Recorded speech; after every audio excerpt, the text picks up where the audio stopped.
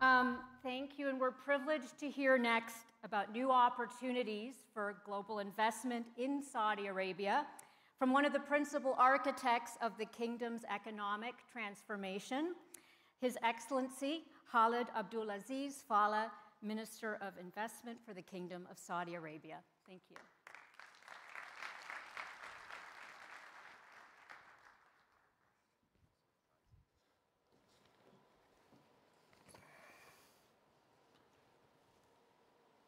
Thank you very much, Diane. Bismillah ar-Rahman ar-Rahim. Alhamdulillah wa salatu wassalam ala Rasulullah.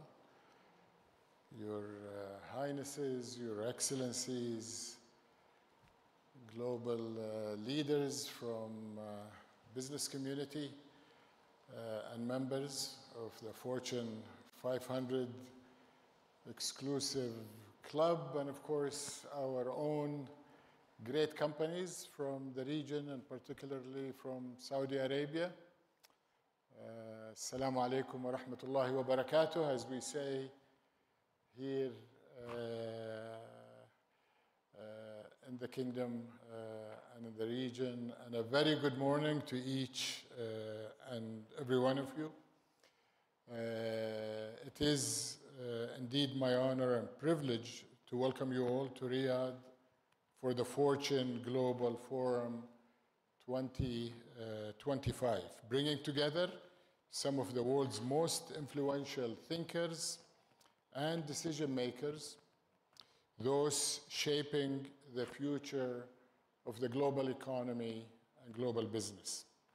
I want to thank Anastasia and Fortune Media for convening this great constellation of global leaders and this global dialogue here at the heart of where it's been happening for the last few years. Indeed, a capital of convening global leaders from politics, from technology, and most importantly, from the business.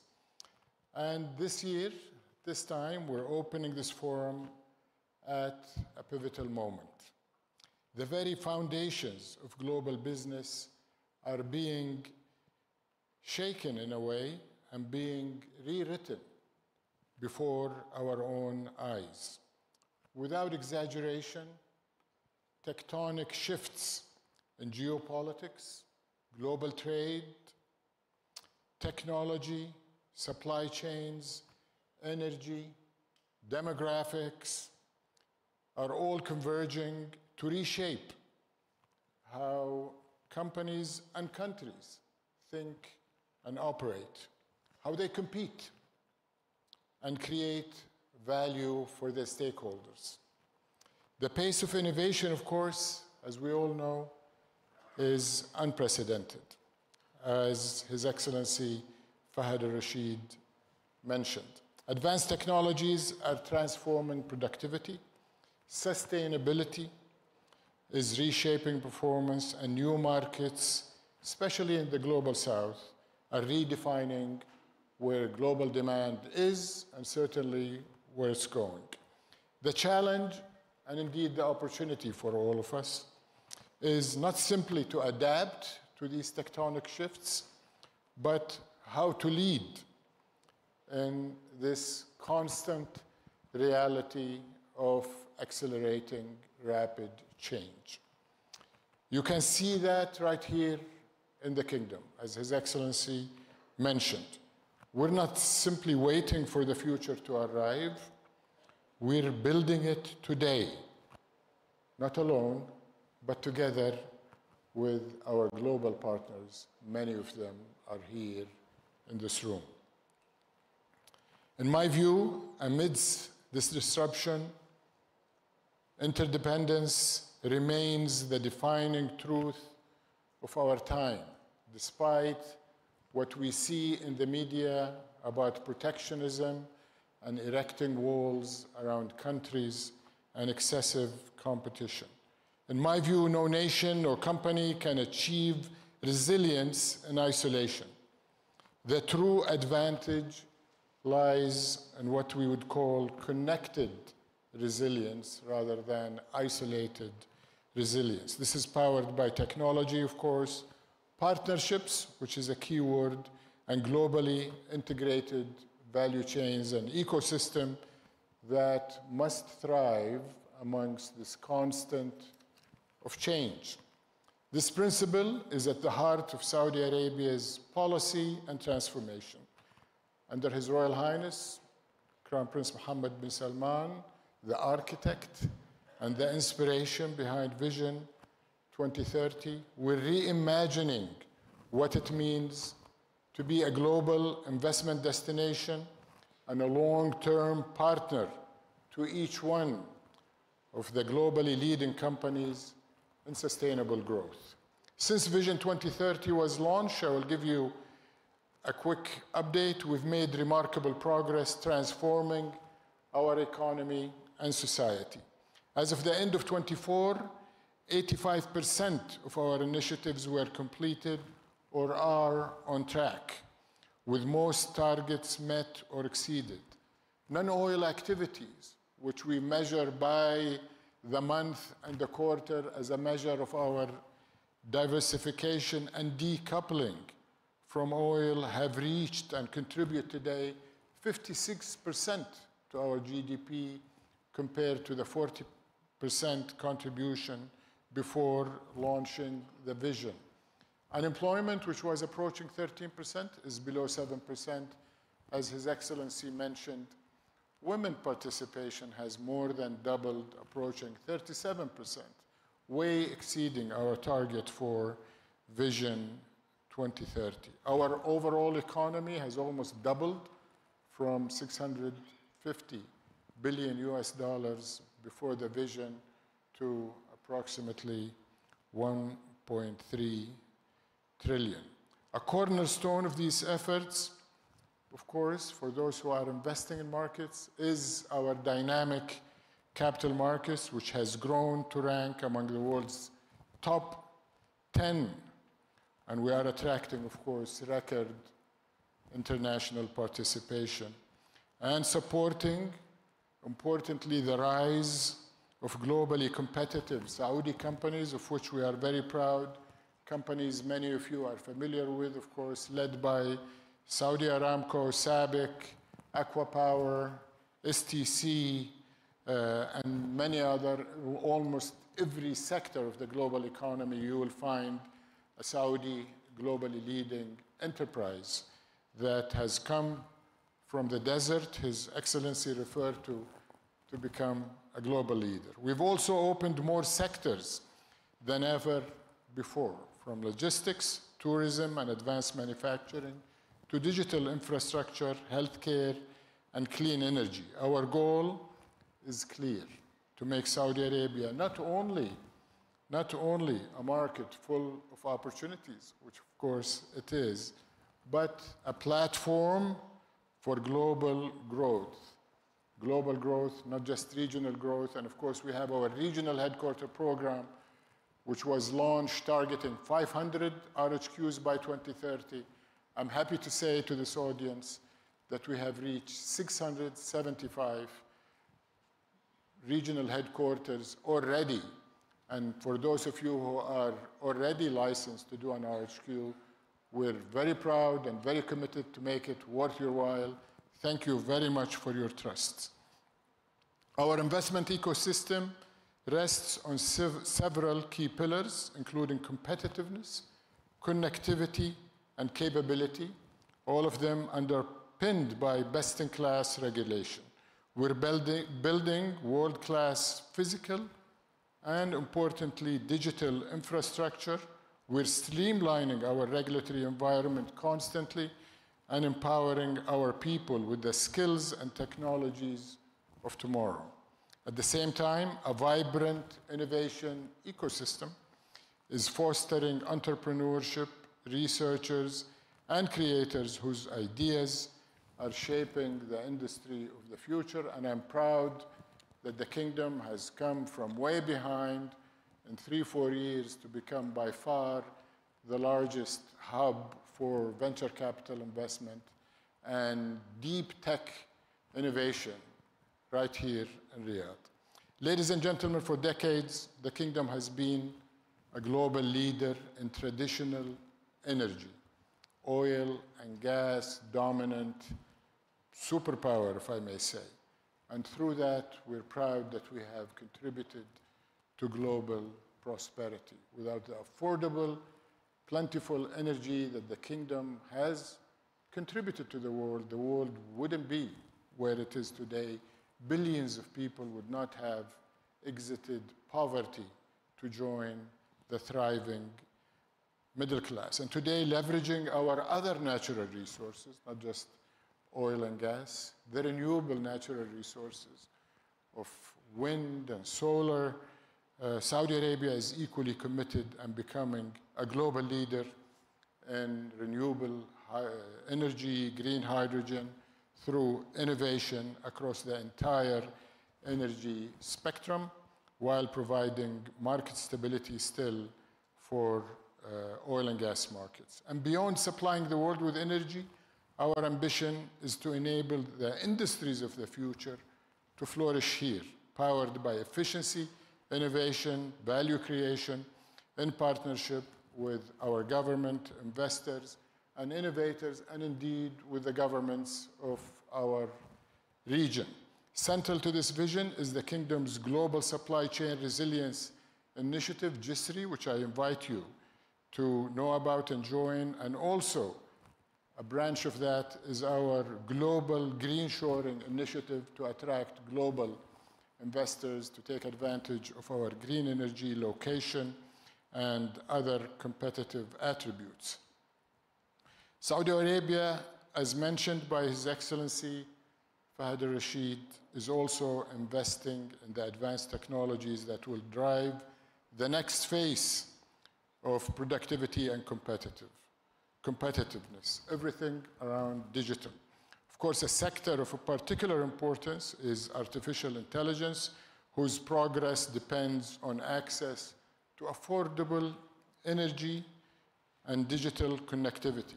And we have both like no other. The Kingdom's uniquely competitive energy costs, combined with our expanding renewable capacity, which I mentioned, and the investment in data infrastructure. Of course, Humane was mentioned, but we also have Data Vault. We have a number of Saudi private sector investors in data infrastructure, give us a distinctive advantage. That is why we are positioning Saudi Arabia as a global hub for data centers, cloud computing, and AI-driven industries, as well as every other digital industry that builds on these platforms, including, of course, gaming and e-sport, for which the Kingdom has also emerged as a global hub. And we're not offering companies only cost efficiency, but also operational resilience, energy reliability, and proximity to fast-growing markets across the Middle East, Africa, and Europe. So, after this long set of remarks, I hope you will see for yourself, and not just listen to me and His Excellency Fahad, but discover for yourself, those who are new to the Kingdom, that the Kingdom remains steadfast in shaping the future, not as spectators by any means, but as architects of progress, and we invite you to join us on this exciting journey. And now, as we open this Fortune Global Forum, I invite you to engage with each other, engage with us, with open minds and bold ideas. Welcome once again to Riyadh. Welcome to the Fortune Global Forum 2025, and thank you for your attention.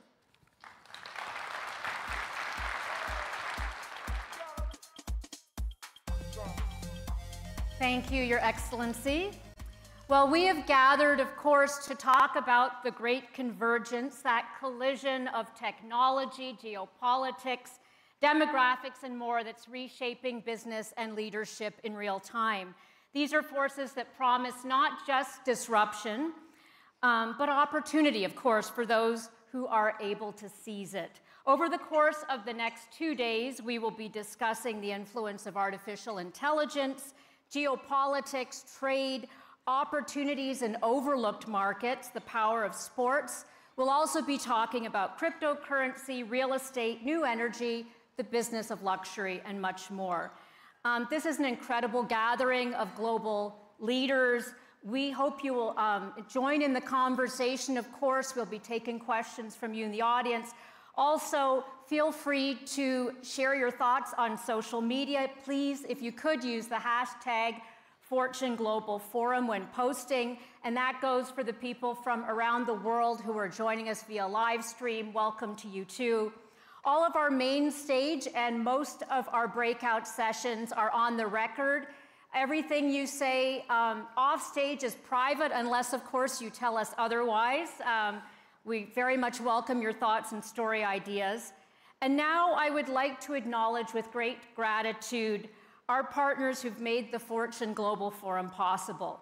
Our host partners, Saudi Conventions and Exhibitions General Authority and Invest Saudi, our premier partner, New Maraba, Diamond Partners, Guangzhou Baiyunshan and IBM, and our partners, Airbus Corporate Jets, Aerofugia, APCO, Rubrik, New York Stock Exchange, Guangzhou Industrial Investment Holding Group, and Porsche Design Tower, Bangkok. I'd also like to acknowledge my fellow co-chairs, Fortune Executive Editor of Features, Matt Heimer, and Fortune Editor-in-Chief and Chief Content Officer, Alyson Shontell. Let's turn our attention to the purpose that's brought us together, to engage in conversations that matter most, the opportunities and challenges that will define the years ahead. Economies everywhere are adapting to the new realities of technology, capital, and talent, and few people are better positioned to discuss these realities than our next speakers. Please welcome back His Excellency Khalid Abdulaziz Al-Falih, Saudi Arabia's Minister of Investment, along with Ruth Porat, President and Chief Investment Officer at Alphabet and Google, and C.S. Venkatakrishnan, also known as Venkat, Group Chief Executive at Barclays. They'll be joined by Fortune's Alyson Shontell in conversation. Please enjoy.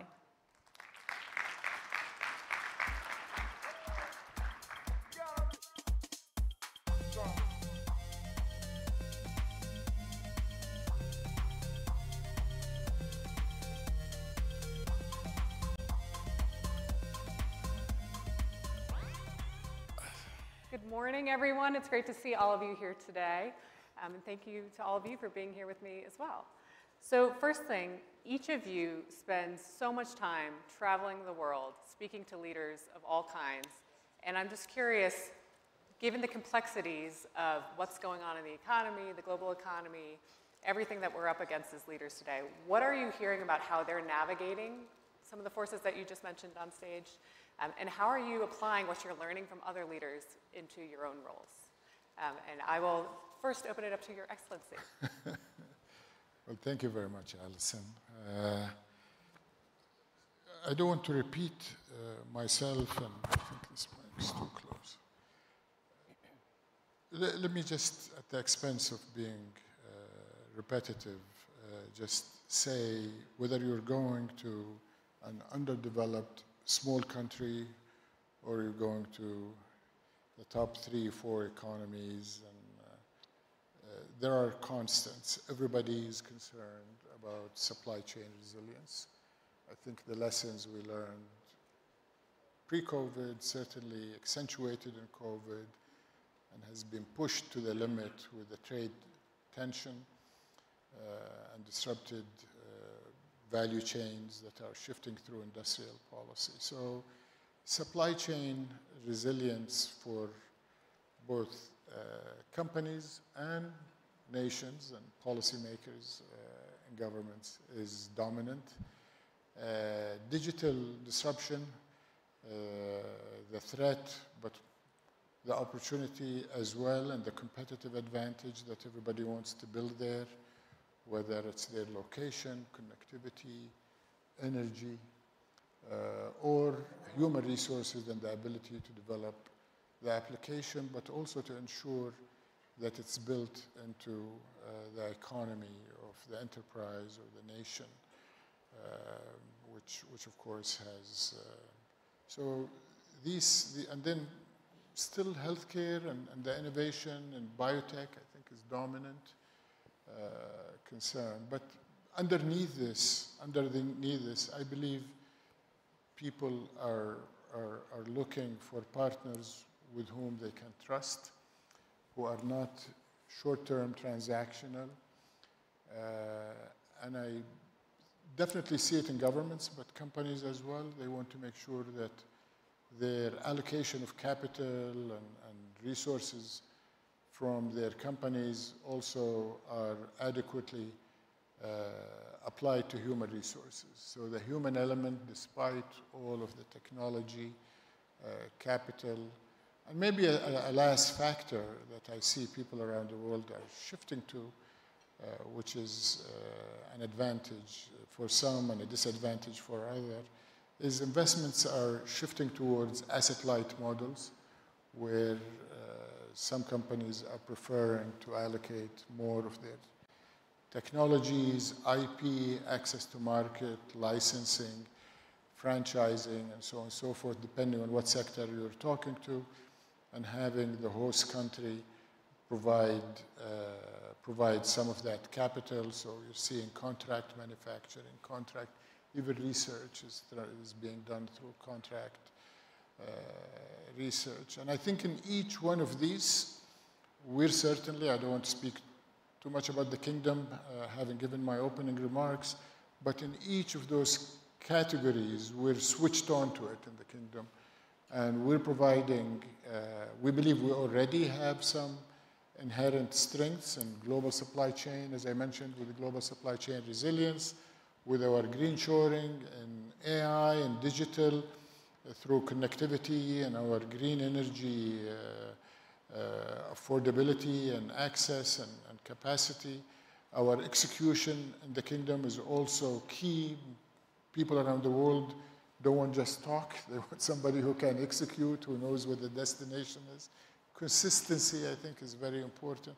So these are some of the themes, Alyson, that I see around the world, and I'm trying to be very objective. We believe the kingdom is already positioned or positioning itself to be the answer to many of these asks, either as an inbound location for investments to come, but also we're proud that the kingdom is also a global investor to help countries and companies address these asks. So Ruth, and I know you're a solution for a lot of what Ruth's company does over at Alphabet, but Ruth, you have such a great perspective, probably the best perspective in the world on AI and energy and all the work that you're doing there. And so I'm interested to learn how you're seeing that future of that play out in terms of how you're, as Chief Investment Officer for Alphabet, how you're thinking about investments globally, and as you're speaking to leaders, particularly with AI and energy in mind, what are you seeing and hearing that's needed? Well, if I can build on, first of all, it's wonderful to be here. Great to be with everyone here. If I could build on His Excellency's point in your opening question, which is what's going on globally, the geopolitical trends, the main thing we are hearing goes very much to your question, which is we are all privileged to live at this time in history with the opportunity that comes with AI. It's the economic upside, as you discussed. It's also better delivery of key social services around education, around healthcare. It's advancing the frontier in science, breakthroughs that will make a difference in delivery of new drugs and solutions. We should be able to cure cancer in our lifetime. It's about fortifying security. And that's the main question I get wherever I travel. Every head of state says, as His Excellency said, they must be a part of this digital transformation given the unlock. 200 billion GDP upside here in the kingdom, trillions globally. Now to your question, to deliver that upside requires energy. And in many places around the globe, the US as an example, we have underinvested in that capacity for years. The good thing is there is ample opportunity to unlock that capacity. For example, in the US, just modernizing the grid could unlock 100 gigawatts of capacity. There is 2,500 gigawatts of energy in development in the US waiting to get on the grid. What's needed is transmission lines.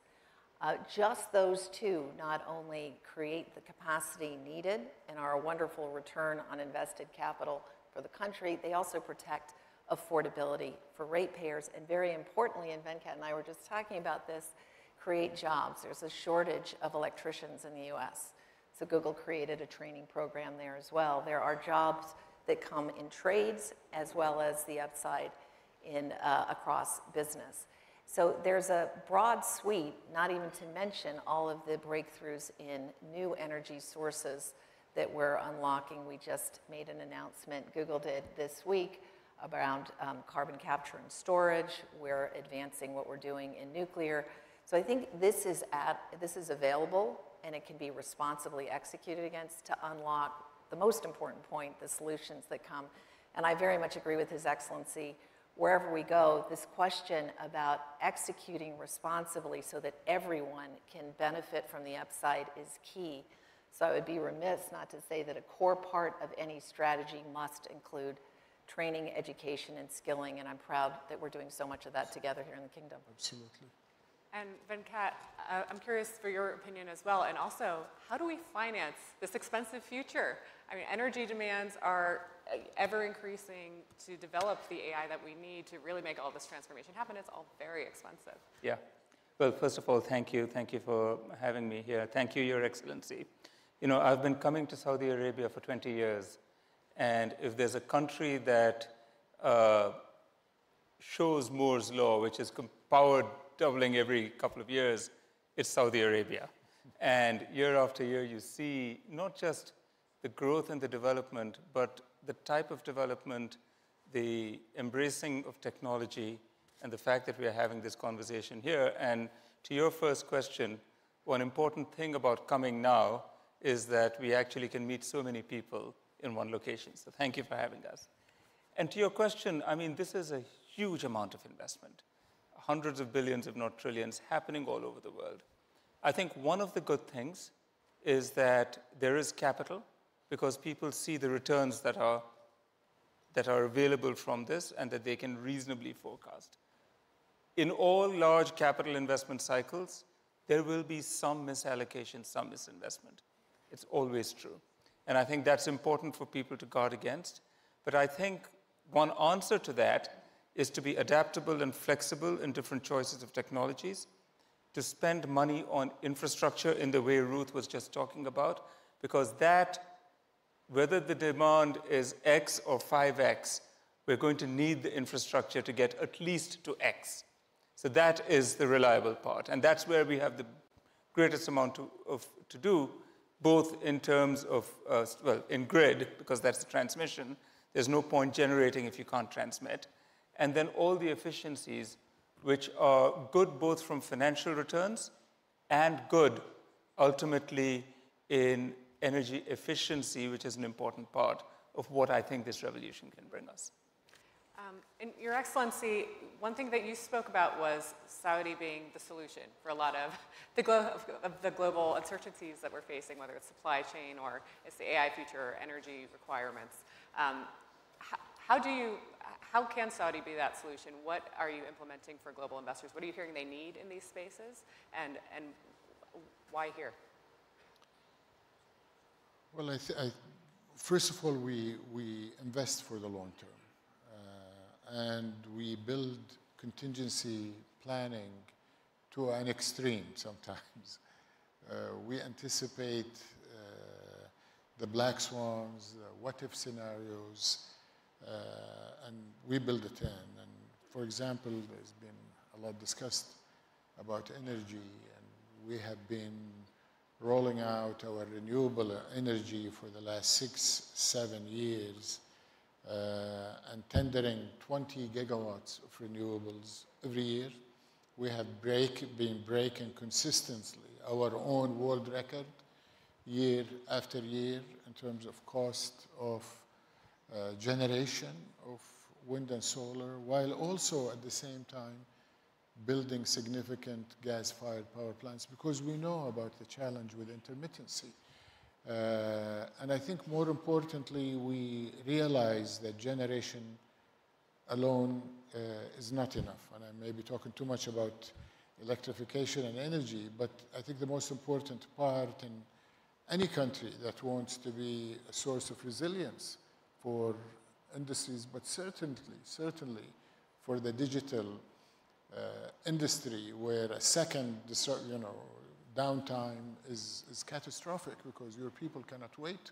We know it personally when we lose connectivity. Building a very robust infrastructure for the grid. In many areas in the kingdom, we're the largest investor in battery storage to also provide that backup. So that's one. I think we realize connectivity in all of its forms is key for the world and certainly key for the kingdom to become that global platform. So we're doing digital connectivity at a rapid pace. We're constantly adding fiber optic cables connecting Europe to Asia, to Africa, to the Middle East, and beyond. But we also, in terms of supply chain, we are upgrading and attracting international investors to come and invest in our port system, in our airports, for cargo and human connectivity. And these investments are planned for 30, 40 years in advance. So even at the expense of some overcapacity at the beginning, we believe that it's worth it to invest in the long term. And I think we become part of the global solution because people know us. The kingdom has been doing business with companies around the world since the 1930s. Ruth lives in Silicon Valley. The first investors, as the kingdom was being formed, was Chevron. At that time, it was called SoCal. And they came into a desert that had no mobility, no cars, no ports, no airports. Pioneers like pioneers from Google are coming into the kingdom now, different age. But they came and took a bet on the kingdom and created a lot of wealth, as I mentioned in my remarks, not just for Saudis and the investors, but indeed for the world. And since then, we have seen companies been here for. Last night, I was at one of your peers celebrating 70 years of the presence of Citi, but they're also opening their regional headquarters. We will be, if I may break that news, we will be recognizing Barclays for their regional headquarters in a couple of days, and I would like to thank you. I'd like to thank Venkat for that vote of confidence into the kingdom as a platform. So people are seeing that the kingdom is a long-term partner. We're not transactional. We're for 5, 10, 15 years. We're for generations. And our record over ups and downs and global geopolitics and economic turns up and down gives us that. And we're also very humble. I can tell you that every time I meet with Ruth or Venkat, the first thing is tell me what I'm not doing right so I can improve on it. Because our regulations have to constantly be ahead of our time today to deal with tomorrow. So it's not just the digital, it's not just the physical. I think probably the most important two elements are the regulatory infrastructure, and it is infrastructure, but it's in code and written. Digital is in code. And the next thing is the thing you can trust when you look at people's eyes. It's trust, values, integrity, which we believe we give people, and we have demonstrated it over time. So humble, long-term minded, and building for the future. I think that's a great combo, and relationship driven. So Ruth, you are at the forefront of everything that we're building for AI. I think it's pretty safe to say Google will come out with total dominance in AI. You've been building DeepMind for an extremely long time. You see things that are not yet released. And you know how it's going to rock our worlds more than any of us in this room. So I'd be curious to hear from you, like, what should we be anticipating on the horizon? Yes, we all know what's been announced, what's been released, but what's coming and how fast for this AI revolution?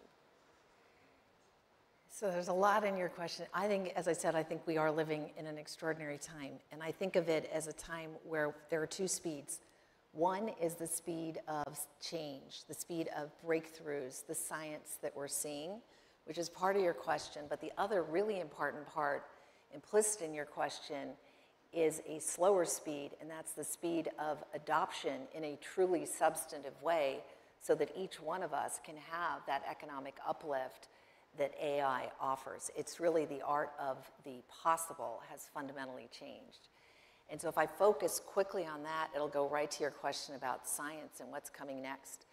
The upside from AI does require a fundamental rethink of every process. It is so much more than a chatbot where people are playing, which is great because that gets you on the journey. But then the question is, what does it mean for my country? What does it mean for my business? And the mental model I keep going back to is what we're already living in health, and it goes to the breakthroughs in science that you're asking about, because there are really three major things that I think we each need to look at.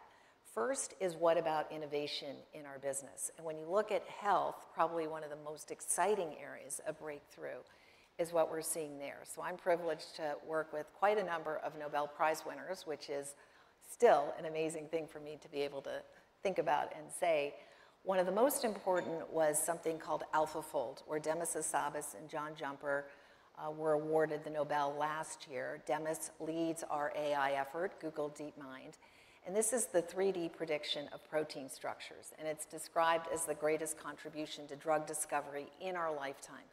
That's one of the most exciting. We open sourced it, 190 countries, 3.5 million scientists around the world, including here in the kingdom, are using AlphaFold to address disease and drug discovery and hopefully in our lifetime put an end to some of these horrific realities in life. We just announced last week a major breakthrough in quantum AI computing. To your question about where is this going, I'm privileged to work with another Nobel Prize winner. He was awarded the Nobel this year for physics. We have a quantum AI lab in California, and this breakthrough last week showed the first potential practical commercial application of quantum AI. And again, it's in the area of health, of early diagnosis in NMRs.